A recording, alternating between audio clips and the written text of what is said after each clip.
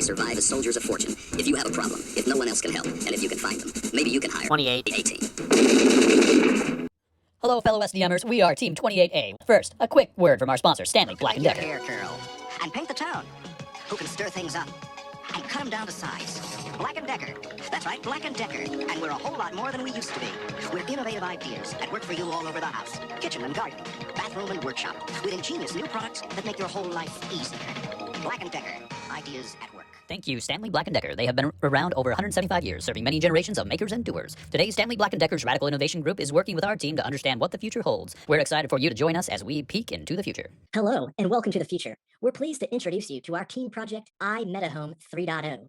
Something, AI, and blockchain. You're probably thinking, wow, that's a really cool logo, because our team is so far on the leading edge of technology that we've already converted our logo into an NFT and posted it for sale for 74 million Ether. Wow, that looks rare. Speaking of being on the leading edge of technology, as you just saw in that commercial, Stanley Black & Decker has also consistently positioned itself on the cutting edge of technology within the household.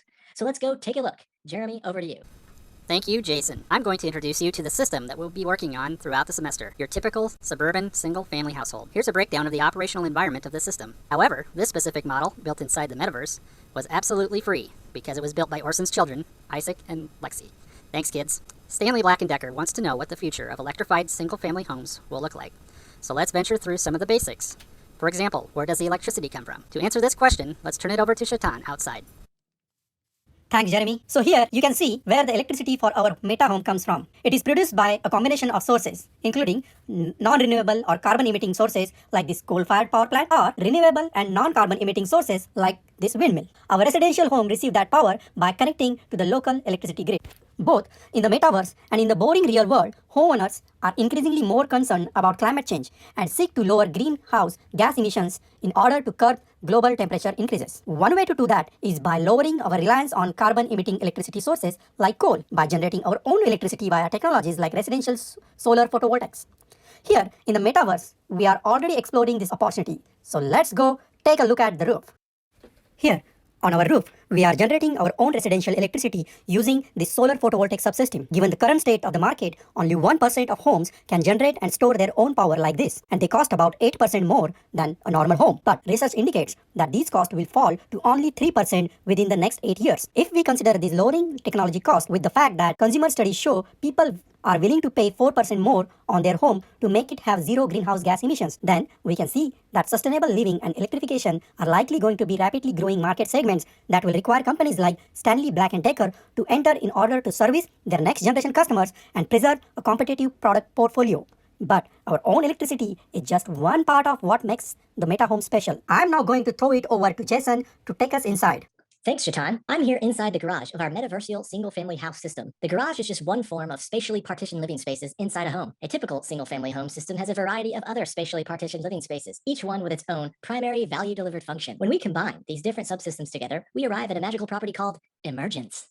Our house becomes more than just the sum of its subsystems and appliances and living spaces. It becomes a home that provides us with security, independence, safety, comfort, control, and even a little bit of personality. So here I am in my garage.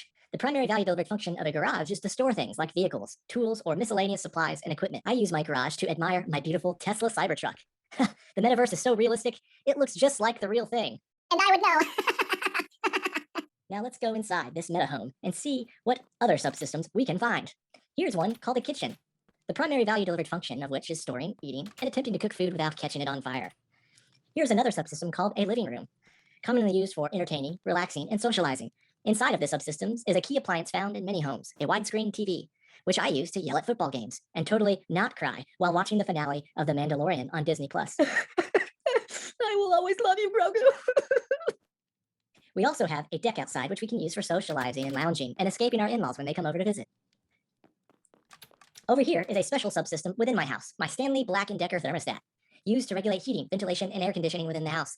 Let's take a quick look to see how well my home is staying warm in this cold metaversial weather. Wow, look how minimized that thermodynamic path loss is. Now I'll go downstairs to see what more can we find. This is a big room that I still need to furnish. I plan to turn it into a home office and a gym so I can study systems engineering, telework with my teams, and ride my Peloton all at the same time.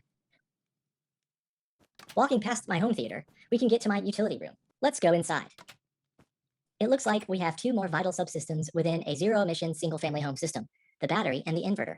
The primary value of these subsystems are to store a reserve supply of solar power for my MetaHouse to run on when the sun isn't shining. Because my house is digitally enabled, I can see how much charge I have, as well as how much of the power I'm using is generated from the coal plant or the windmill or the solar panels that are on top of my house. This helps me get a better understanding of my carbon footprint. It looks like my battery is running pretty good. It's got 73% charge and it's pulling energy from my solar panels right now. I like having my battery fully charged because I'm able to sell back my excess electricity to the utility company, or I'm able to sell it to Jeff down the road. These are just a few of many components within a single family home system. Before we close out, let's talk about a few other things from the TA's checklist. Over to you, Orson, in the home theater. Thank you, Jason. Now, let me get this presentation up and running and full screen. So let's first talk about system stakeholders, which include customers, internal partners, and external partners. For customers, they're the primary user. Those include environmental advocates, single-family homeowners, suburban parents, construction workers, and technology enthusiasts. The internal partners, which are non-primary users, include design, manufacturing, marketing, business development, advanced engineering, quality assurance, reliability, and product verification and validation teams. External partners, the other type of non-primary users, include government regulators and policymakers, civilian policymakers, which would include the local homeowner association, financial institutions, investors, suppliers, external manufacturers, home builders, real estate companies, and electrical utility companies. So after our initial meeting with Stanley Black & Decker, they set us their initial infrastructure, and that helped us to start framing the problem and to think about what we need to do and how we could use our architecting, system engineering, and program management skills on this project. Next, we want to talk about our system boundary for our project, which is here within the red square. Stanley Black & Decker is aiming their efforts towards generic suburban dads in his 30s or 40s that possibly has income to purchase a Tesla. So you could say at least a fourth of our cohort fits that description. After figuring out where to start, we piloted our ideation session with our TA, Bruce. He was a good pilot, and we actually learned a ton from our quick 2-hour session. Shaitan is a phenomenal facilitator, and he is willing to consult with any of you for the right price. We've completed our charter, we've completed our ConOps, and we have a pretty good idea where iMetaHouse 3.0 will go in the future. We are super excited for this project and look forward to seeing what else we can do. So that is our presentation. Thank you all for visiting us in our metaverse home and to see what the future looks like. Thanks for visiting.